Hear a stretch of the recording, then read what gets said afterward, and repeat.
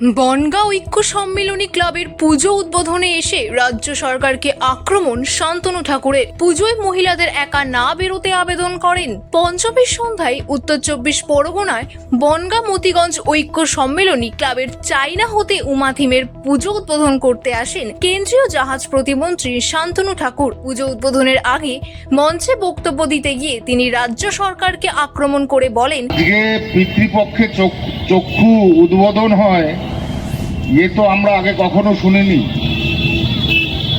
একটা সংস্কৃতিকে অ্যামালগেমিং করে নিলে হবে না।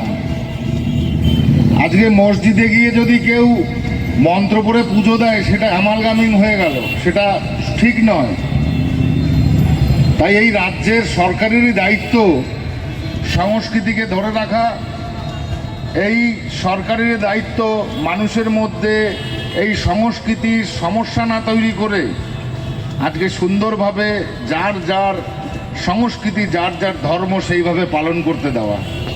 কিন্তু আমরা দেখছি বর্তমান রাজ্য সরকার 500 কোটি টাকার উপরে পুজো করতে দিয়েছেন, কিন্তু কাদের দিয়েছেন?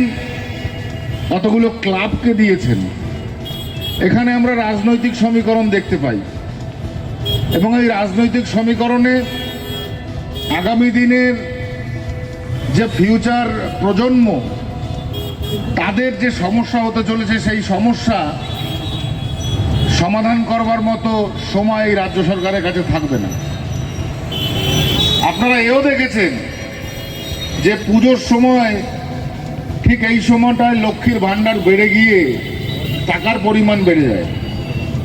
কারণ মানুষের এই সময়ের যে আবেগ, সেই আবেগটা আমাদের এই রাজ্যের মুখ্যমন্ত্রী খুব ভালো বোঝেন। সেই আবেগটাকে কাজে খাটিয়ে আগামী যে বিধানসভা, সেই বিধানসভার প্রস্তুতি উনি করে নেন।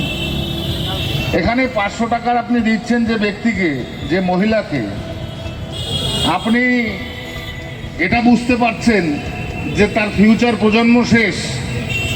বর্তমান ক্ষণিকের যে চাহিদা, সেই চাহিদা অনুসারে আপনি ট্রিটমেন্ট করছেন, আর যিনি নিচ্ছেন তিনিও দেখছেন যে 500 টাকাই আমার কাছে বড় প্রাপ্তি। তাই আমার জেনারেশন কি হলো না হলো কিছু যায় আসে না।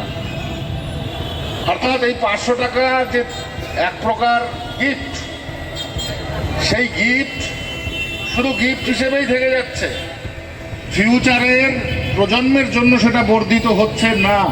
যাই হোক, রাজনৈতিক বক্তব্য দেব না। আজকের যে থিমটা করা হয়েছে এখানে, আমি মনে করি এটা অত্যন্ত অনুপ্রেরণাদায়ী।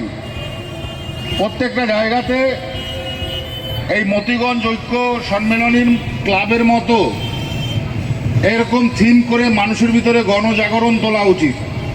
কারণ গণজাগরণ ছাড়া মানুষের ভিতরে কখনোই বিকাশ ঘটবে না, আর মানুষের মধ্যে বিকাশ না ঘটলে পরিবর্তন অর্থাৎ রেভলিউশনও কখনো আসা সম্ভব নয়।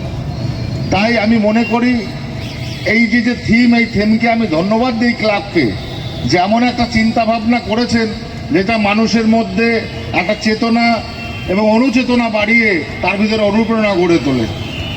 সবাই পুজোতে আনন্দ করুন, উপভোগ করুন, পুজো কিন্তু সাবধানে করুন।